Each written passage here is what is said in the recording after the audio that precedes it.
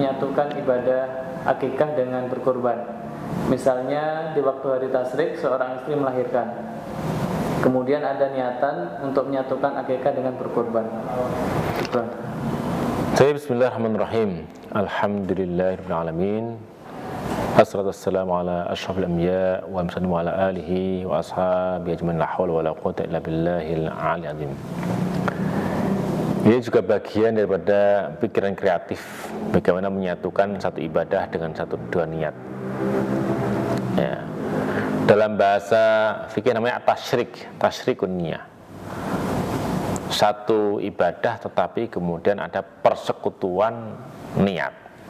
Nah, khusus yang terkait dengan masalah kurban dan akikah, ini memang kalau kita cek tidak ada dalil definitif dalam hal ini. Oh, kalau disatukan sah. Oh, kalau disatukan nggak sah. Tidak ada dalil definitif baik Al-Quran maupun Sunnah dalam hal ini. Tetapi kalau kemudian ada pemikiran seperti ini, maka kemudian inilah memancing para ulama untuk beristihad dalam hal ini. Dan kalau mereka kemudian berbeda, menjadi wajar karena memang dalam memahaminya tatkala tidak ada sesuatu yang definitif, menjadi wajar jika terjadi perbedaan pendapat. Dalam hal ini ulama terbagi dua.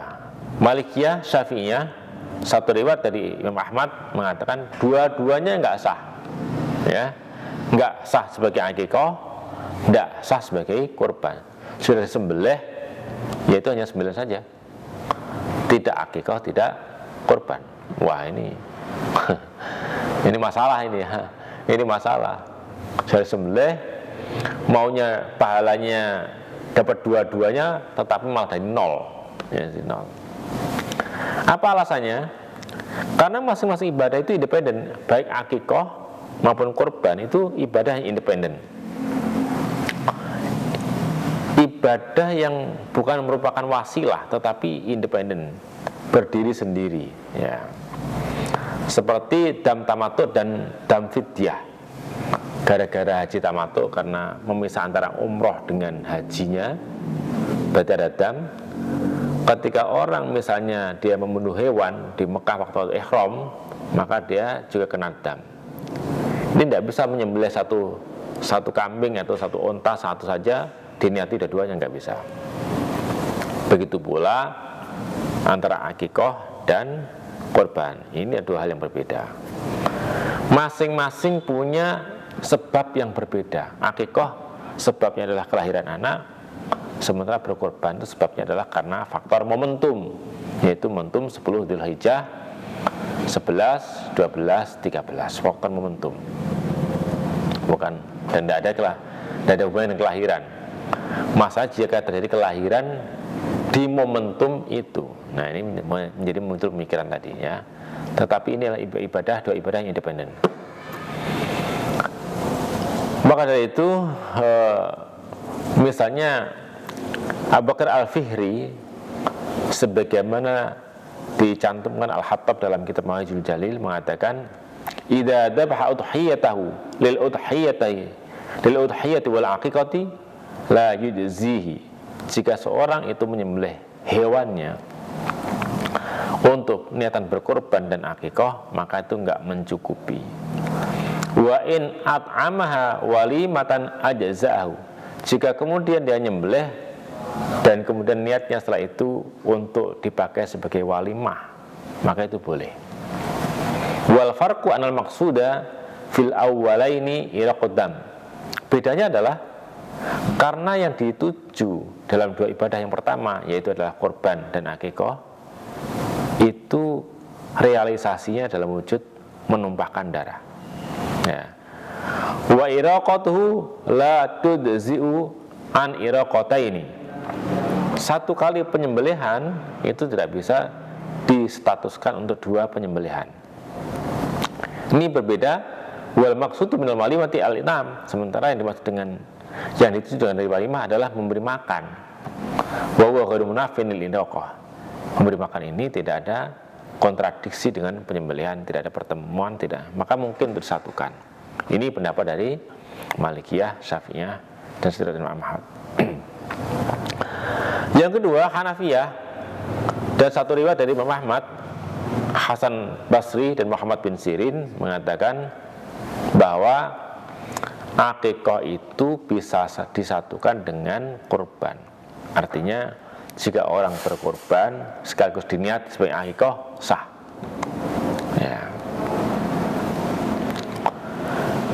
Ibnu Saibah dalam kitab Al-Musannafnya melihat dari Al-Hasan Al-Basri mengatakan, qala idza dhahhu 'al ghulami faqad ajza'at anhu min al-aqiqah.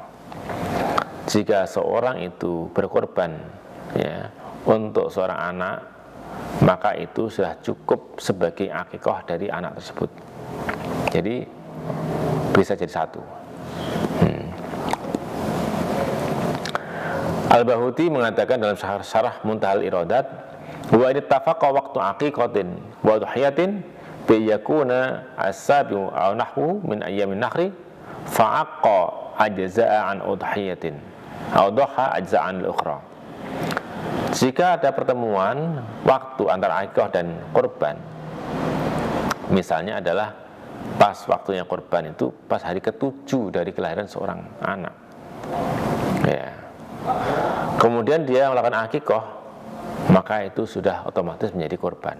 Atau dia berniat kurban, otomatis akan jadi akikah. Logikanya apa yang mendasari itu?